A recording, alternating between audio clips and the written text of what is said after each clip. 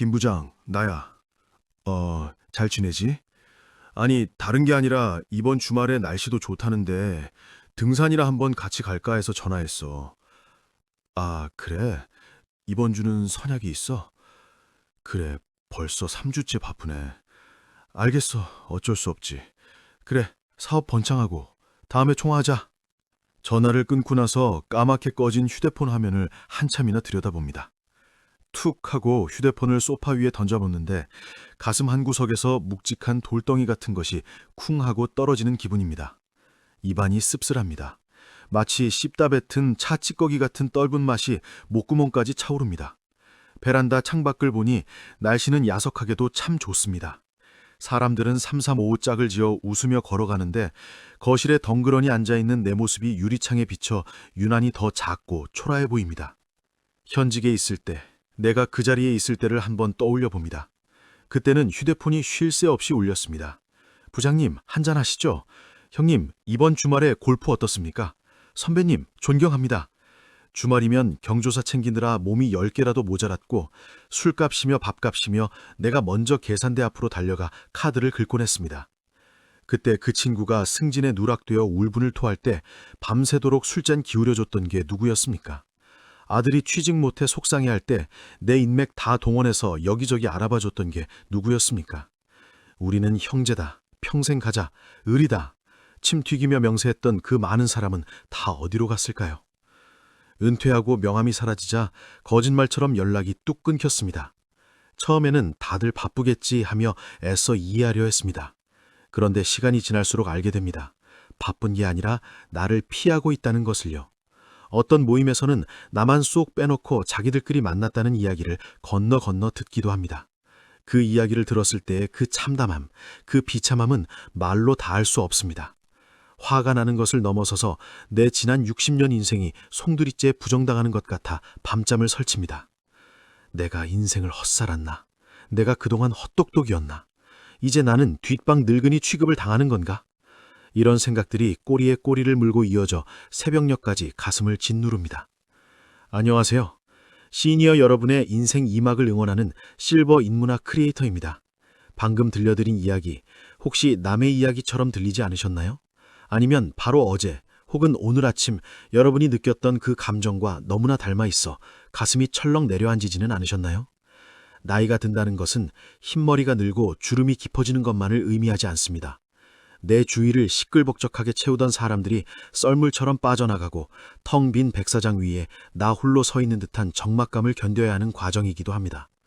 평생을 가족을 위해 헌신하고 회사를 위해 충성하고 친구와의 의리를 지키기 위해 내 시간과 돈과 마음을 다 퍼주며 살아왔는데 막상 인생의 후반전에 도착해보니 내 곁에 진심으로 남아있는 사람이 몇 안 된다는 사실. 이것을 마주하는 것은 정말이지 고통스러운 일입니다. 마치 벼랑 끝에 혼자 서 있는 듯한 공포감마저 듭니다. 하지만 여러분, 오늘 저는 여러분께 위로의 말씀만 드리려는 것이 아닙니다. 저는 여러분이 느끼는 이 고독과 배신감 그리고 관계의 허무함이 여러분의 잘못이 아니라는 것을 아주 분명하게 말씀드리고 싶습니다. 그리고 더 나아가 지금 여러분이 겪고 있는 이 단절이 사실은 인생이 여러분께 주는 가장 큰 축복이자 기회라는 놀라운 반전을 이야기하려 합니다. 오늘은 조선 역사상 가장 위대한 천재이자 누구보다 파란만장한 인간관계의 천국과 지옥을 오갔던 다산 정약용 선생님의 삶과 철학을 깊이 들여다보려 합니다. 다산 선생은 한때 정조대왕의 총애를 한몸에 받으며 조선의 개혁을 이끌던 최고의 권력가였습니다. 그의 집 문지방은 찾아오는 손님들로 닳아 없어질 정도였고 그를 칭송하는 소리가 한양 바닥을 메웠습니다. 하지만 정조가 승하하고 하루아침에 역적으로 몰려 집안이 멸문지화를 당하자 상황은 180도 바뀌었습니다. 그 많던 친구들은 썰물처럼 빠져나갔고 어제까지 형님 아우하던 자들이 정약용을 죽이라고 상소를 올렸습니다. 18년이라는 기나긴 유배 생활, 그 지독한 고립과 배신의 소용돌이 속에서 다산은 피눈물을 흘리며 인간관계의 본질을 깨달았습니다.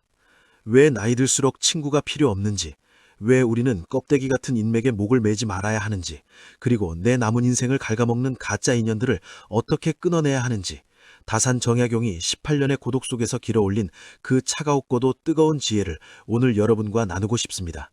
이 영상을 끝까지 들으신다면 여러분을 밤마다 괴롭히던 서운함과 억울함이 눈 녹듯 사라질 것입니다. 그리고 그 자리에 혼자라는 것이 이렇게 편안하고 위대한 것이구나 하는 깨달음이 채워질 것입니다.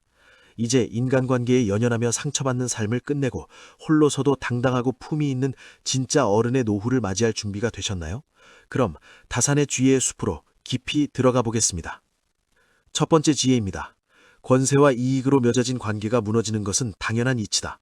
떠나는 사람을 붙잡지 말고 오는 고독을 막지 마라. 다산 선생은 강진 유배지의 낡은 주막, 사이제에 머물며 자신을 찾아오는 제자들에게 그리고 편지를 통해 아들들에게 누누이 강조했습니다.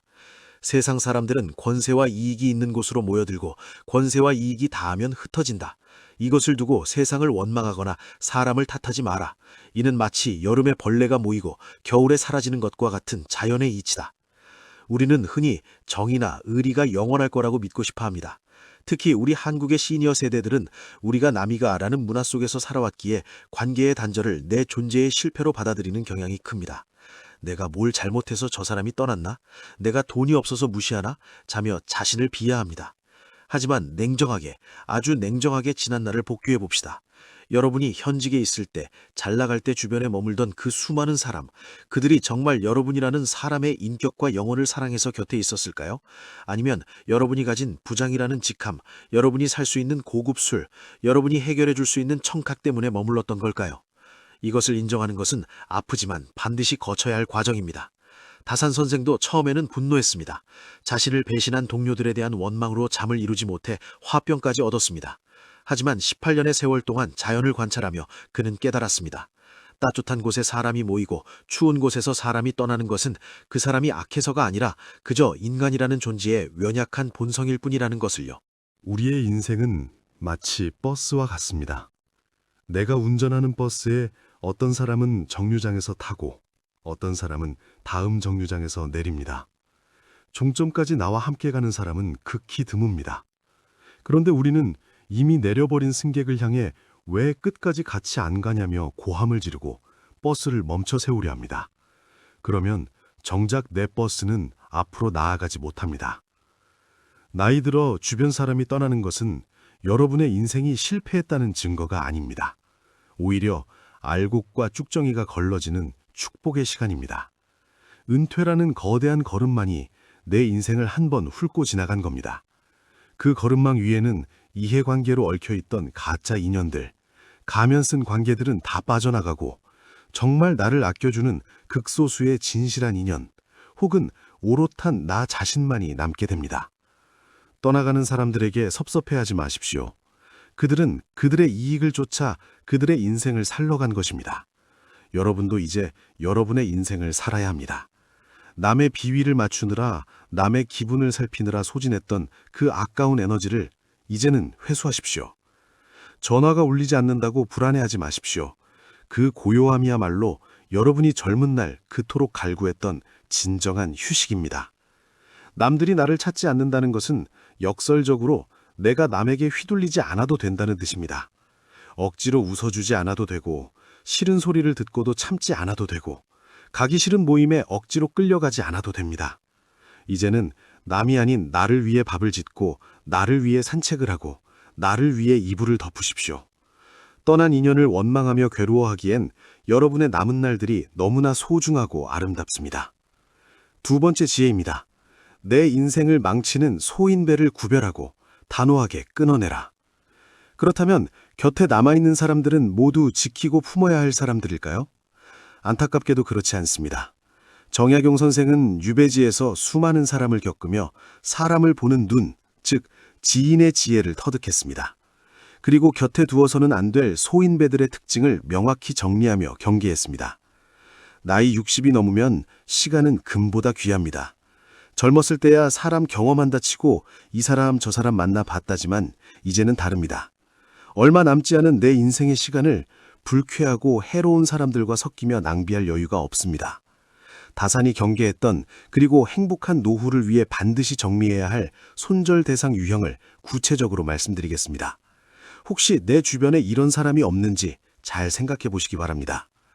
첫째, 앞에서는 꿀바른 말을 하고 뒤에서는 칼을 가는 사람, 구밀복검의 유형입니다. 만날 때는 형님밖에 없습니다. 여사님이 최고예요. 어쩜 이렇게 젊어 보이세요? 하며 온갖 아부를 다 떱니다. 기분은 좋죠. 하지만 이런 사람들을 조심해야 합니다. 이들은 나의 경계심을 허물고 나의 약점을 수집합니다. 내가 마음을 열고 사실 우리 며느리가 혹은 내가 요즘 건강이 좀 안 좋은데 하며 털어놓은 비밀들을 듣고는 돌아서서 다른 모임에 가 안주거리로 삼습니다. 아유, 그 집 겉만 번지르르 하지 속은 썩었더라. 그 사람 돈 많아 보여도 사실 빚이 산더미래. 정약용 선생은 이런 자들을 두고 말은 달콤하지만 마음속에는 칼이 들어있다 하고 경고했습니다. 칭찬이 과한 사람, 내 앞에서는 남 욕을 신랄하게 하면서 나와는 비밀을 공유하는 척하는 사람을 경계하십시오. 남의 욕을 내 앞에서 하는 사람은 반드시 다른 곳에서 내 욕을 하고 있습니다. 이것은 예외가 없는 법칙입니다. 둘째, 나의 불행을 은근히 즐기는 사람, 교원영색의 유형입니다. 진짜 친구는 내가 잘 되었을 때 배 아파하지 않고 내가 힘들 때 진심으로 슬퍼하는 사람입니다. 그런데 반대인 사람들이 있습니다. 내가 아프거나 자식이 사업에 실패했다는 이야기를 할 때 말로는 어떡하니 걱정돼서 어떡해 하고 말하지만 표정 한 구석에 묘한 안도감이나 우월감이 서려 있는 사람이 있습니다. 반대로 내가 좋은 일이 생겨서 이번에 우리 아들이 대기업에 들어갔어 라고 하면 축하 대신 찬물을 끼얹습니다. 야, 요즘 대기업 들어가면 뭐해? 40대면 잘리는데. 거기 업무 강도가 세서 병난다더라. 이런 식으로 교묘하게 깎아내립니다. 사촌이 땅을 사면 배가 아프다는 말처럼 가까운 사이일수록 질투는 더 무섭고 집요합니다. 나의 행복을 깎아내려야 자신의 비루한 자존감이 채워지는 사람들, 에너지 뱀파이어들입니다. 만나고 돌아오면 왠지 모르게 기분이 나쁘고 기운이 빠진다면 그 사람은 여러분의 친구가 아닙니다. 셋째, 필요할 때만 찾는 사람, 감탄고토의 유형입니다. 달면 삼키고 쓰면 뱉는 사람입니다. 평소에는 안부 문자 한 통, 전화 한 통 없습니다. 내가 잘 지내냐 연락하면 바쁜 척 대답도 단답형입니다. 그러다 갑자기 밤늦게 전화가 옵니다. 목소리가 세상 친절합니다. 친구야, 잘 지내지? 다름이 아니라 결국 돈 빌려달라는 이야기, 자식 취직 부탁, 보증 부탁, 이런 용건이 있을 때만 친구라는 단어를 꺼냅니다. 그리고 내가 거절하면 태도가 돌변합니다. 사람 변했다. 어떻게 친구한테 이럴 수 있냐? 너 돈 좀 있다고 유세 떠냐? 라며 오히려 나를 죄인 취급하고 가스라이팅을 합니다. 여러분, 착각하지 마십시오. 관계는 기브앤테이크, 주고받음이 있어야 건강한 관계입니다. 일방적으로 내가 베풀기만 해야 유지되는 관계는 착취입니다. 내가 예전에 도와줬으니 이번에도 도와주겠지라고 당연하게 생각하는 사람에게는 단호하게 아니요 라고 말해야 합니다. 이런 사람들을 끊어내는 것을 두려워하지 마십시오. 정약용 선생은 무릇 사귀는 것은 신중해야 하고 끊는 것은 엄격해야 한다고 했습니다. 나쁜 인연을 끊는 것은 냉혹한 것이 아니라 내 남은 인생과 내 곁에 진짜 좋은 사람들을 지키기 위한 가지치기입니다.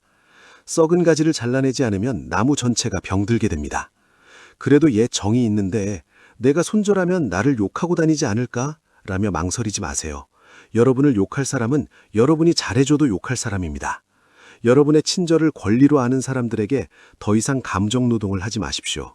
그럴 시간과 에너지가 있다면 차라리 따뜻한 차 한 잔을 끓여 마시며 베란다에 화초를 가꾸거나 좋아하는 책을 한 줄 더 읽는 것이 훨씬 더 생산적이고 행복한 일입니다. 세 번째 지혜입니다. 홀로됨은 형벌이 아니라 나를 완성하는 고귀한 기회다. 스스로 삼가며 홀로 있는 시간, 신독을 즐겨라.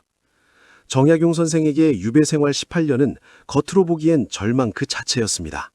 전라도 강진, 말도 통하지 않고 아는 사람 하나 없는 낯선 땅, 좁고 습한 방 안에서 그는 철저히 혼자였습니다. 처음에는 가족에 대한 그리움과 세상에 대한 분노로 밤마다 벽을 치며 울부짖었을지도 모릅니다. 하지만 다사는 그 지독한 고독에 먹히지 않았습니다. 오히려 그 고독을 발판 삼아 자신을 위대하게 바꿔나갔습니다. 다사는 이렇게 말했습니다. 나는 나의 유배지를 감옥이라 부르지 않고 나의 서재라 불렀다. 그는 찾아오는 사람이 하나 없는 정막솔에서 오로지 책을 읽고 글을 쓰는 데 몰두했습니다. 새벽에 일어나 차를 끓여 마시고 꼿꼿이 앉아 붓을 들었습니다. 친구들과 술 마시며 허송세월하는 대신 학민에 몰두했습니다. 그 결과 목민심서, 흠음신서, 경세요표 등 500여 권에 달하는 불멸의 저작들이 그 초라한 유배지에서 탄생했습니다. 만약 정약용 선생이 한양의 화려한 벼슬길에 계속 머물렀다면 어땠을까요? 매일 이어지는 술자리와 정치 싸움, 파벌 다툼에 휘말려 에너지를 낭비하느라 위대한 학문적 업적을 남기지 못했을지도 모릅니다. 친구들이 다 떠나고 홀로 남았기에 역설적으로 그는 역사에 남을 거인이 될 수 있었습니다. 이것이 바로 다산 철학의 핵심인 신독입니다. 신독이란 홀로 있을 때 삼간다는 뜻입니다. 남이 보지 않는 곳에서도 흐트러짐 없이 자신을 단속하고 자신의 내면을 들여다보며 성장시키는 태도를 말합니다. 많은 시니어분들이 은퇴 후 찾아오는 혼자만의 시간을 견디지 못합니다. 아침에 눈을 뜨면 오늘 또 뭘 하며 시간을 때우나 걱정부터 합니다. 적막함이 싫어 하루 종일 텔레비전을 켜놓고 멍하니 있거나 별 볼 일 없는 모임이라도 나가서 시간을 때우려 합니다. 혼자 밥을 먹는 것을 처량하게 생각하고 혼자 여행 가는 것을 두려워합니다. 외로움을 마치 걸려서는 안 될 무서운 병처럼 생각하기 때문입니다. 하지만 생각을 한번 바꿔보십시오. 노년의 고독은 신이 우리에게 주신 선물입니다. 젊은 시절 우리는 어땠습니까? 부모 노릇하느라, 배우자 눈치 보느라, 직장 상사 비위 맞추느라 나 자신을 잃어버리고 살았습니다. 내가 뭘 좋아하는지, 내가 어떤 음식을 먹고 싶은지, 내가 어떨 때 행복한지 생각할 겨를조차 없었습니다. 늘 누구의 아빠, 누구의 엄마, 어디의 부장이라는 가면을 쓰고 연기를 하며 살았습니다. 이제야 비로소 아무런 가면도 쓰지 않고 진짜 나와 마주할 시간이 생긴 것입니다. 혼자 밥을 먹는 것은 처량한 것이 아닙니다. 남들 속도 맞추니라 허겁지겁 먹던 밥이 아니라 내가 가장 좋아하는 반찬을 음미하며 천천히 씹어 넘길 수 있는 최고의 미식 시간입니다. 혼자 산책하는 것은 외로운 것이 아닙니다. 옆 사람과 수다 떠느라 놓쳤던 길가에 핀 작은 꽃, 뺨을 스치는 바람, 새들의 지저김을 온전히 느낄 수 있는 사색의 시간입니다. 친구들과 모여서 남 험담이나 하고 누가 돈 벌었다더라 하며 배 아파하고 지난날 무용담이나 늘어놓는 소모적인 시간보다 혼자서 조용히 책 한 줄을 읽고 좋아하는 음악을 듣는 시간이 여러분의 영혼을 훨씬 더 맑고 깊게 만듭니다. 정약용 선생은 유배지에서 아들에게 보낸 편지에 이렇게 썼습니다. 홀로 사는 즐거움은 무엇과도 바꿀 수 없다. 마음이 고요하니 생각이 맑아지고 생각이 맑아지니 이치가 보인다. 외로움을 느낄 때마다 정약용 선생을 떠올리십시오. 그리고 이렇게 읊어보십시오. 지금 나는 혼자가 아니다. 나는 내 내면과 대화하고 있는 중이다. 나는 지금 외로운 것이 아니라 고독을 즐기고 있는 것이다. 이렇게 생각하면 고독은 더 이상 두려움의 대상이 아니라 나를 성숙하게 만드는 친구가 됩니다. 남에게 의존하지 않고 스스로의 힘으로 하루를 충만하게 채우는 사람, 누가 불러주지 않아도 스스로 재미있는 일을 찾아내는 사람, 그런 사람이 바로 진짜 어른입니다. 그리고 신기한 것은 그렇게 홀로 서서 내면이 단단하고 향기로운 사람이 되면 굳이 애쓰지 않아도 그 품격에 반한 좋은 사람들이 저절로 모여들게 마련입니다. 꽃이 향기로우면 벌과 나비는 부르지 않아도 찾아오기 때문입니다. 여러분, 이제 말씀을 맺으려 합니다. 나이가 든다는 것은 상실이 아니라 정리입니다. 짐을 줄이는 과정입니다. 여행을 떠날 때 짐이 너무 많으면 이동하기 힘들고 여행을 즐길 수 없듯이 인생이라는 긴 여행의 막바지에는 짐을 가볍게 해야 합니다. 불필요한 욕심을 버리고 나를 괴롭히는 복잡한 인간관계를 정리하고 오로지 본질적인 것만 남기는 과정, 그것이 바로 노후입니다. 옷장 정리를 한번 해보신 적이 있으시죠? 유행 지난 옷, 작아진 옷, 좀 먹은 옷, 언젠가 입겠지 하고 쌓아둔 옷들을 미련 때문에 버리지 못하면 정작 새 옷을 넣을 공간이 없습니다. 옷장이 터질 듯 꽉 차 있어도 입을 옷이 하나도 없습니다. 하지만 과감하게 버리고 정리했을 때 비로소 내 옷장은 숨을 쉬고, 그리고 신기한 것은 그렇게 홀로 서서 내면이 단단하고 향기로운 사람이 되면 굳이 애쓰지 않아도 그 품격에 반한 좋은 사람들이 저절로 모여들게 마련입니다. 꽃이 향기로우면 벌과 나비는 부르지 않아도 찾아오기 때문입니다. 여러분, 이제 말씀을 맺으려 합니다. 나이가 든다는 것은 상실이 아니라 정리입니다. 짐을 줄이는 과정입니다. 여행을 떠날 때 짐이 너무 많으면 이동하기 힘들고 여행을 즐길 수 없듯이 인생이라는 긴 여행의 막바지에는 짐을 가볍게 해야 합니다. 불필요한 욕심을 버리고 나를 괴롭히는 복잡한 인간관계를 정리하고 오로지 본질적인 것만 남기는 과정, 그것이 바로 노후입니다. 옷장 정리를 한번 해보신 적 있으시죠? 유행 지난 옷, 작아진 옷, 좀 먹은 옷, 언젠가 입겠지 하고 쌓아둔 옷들을 미련 때문에 버리지 못하면 정작 새 옷을 넣을 공간이 없습니다. 옷장이 터질 듯 꽉 차 있어도 입을 옷이 하나도 없습니다. 하지만 과감하게 버리고 정리했을 때 비로소 내 옷장은 숨을 쉬고 내가 진짜 좋아하고 자주 입는 옷들이 눈에 들어옵니다. 인간관계도 똑같습니다. 친구가 없다, 연락 오는 곳이 없다고 슬퍼하지 마십시오. 그것은 여러분의 인생 옷장이 아주 깨끗하게 정리되었다는 신호입니다.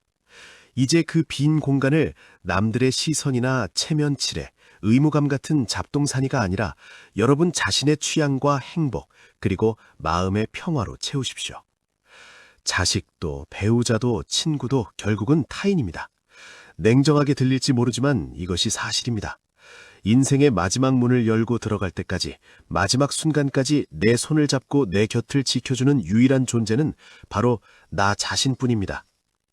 그러니 부디 남에게 잘해주려고 애쓰는 만큼의 반의 반만이라도 여러분 자신에게 정성을 쏟으십시오. 맛있는 것이 있으면 자식 주려고 냉장고에 넣어두지 말고 여러분이 먼저 드십시오. 좋은 경치가 있으면 친구 부를 생각 말고 가만히 혼자서 그 풍경을 독차지해 보십시오. 좋은 옷이 있으면 아끼지 말고 오늘 당장 입으십시오. 오늘부터는 휴대폰 전화번호부를 보며 한숨 쉬는 대신 거울을 보며 여러분 자신에게 이렇게 말해주셨으면 좋겠습니다. 오오야, 그동안 남들 챙기느라, 가족들 건사하느라 정말 고생 많았다. 이제는 눈치 보지 말고 온전히 너를 위해 살아도 된다. 너는 혼자일 때 가장 빛나는 사람이다. 다산 정약용 선생이 유배지의 고독 속에서 자신을 완성했듯이 여러분의 노후가 고독이라는 붓으로 그려내는 아름다운 수묵화가 되기를 바랍니다. 세상의 소음 대신 내면의 소리에 귀 기울이는 시간, 사람에게 기대지 않고 스스로 우뚝 서는 시간, 그 시간이 쌓여 여러분의 얼굴에는 온화한 미소가, 여러분의 등 뒤에는 범접할 수 없는 품위가 깃들 것입니다. 여러분의 남은 인생이 복잡한 인맥의 피로감 대신 고요하고 맑은 지혜의 향기로 가득 채워지기를 진심으로 축복합니다. 홀로 있어도 외롭지 않고 더 자유롭고 단단한 삶을 누리시길 바랍니다.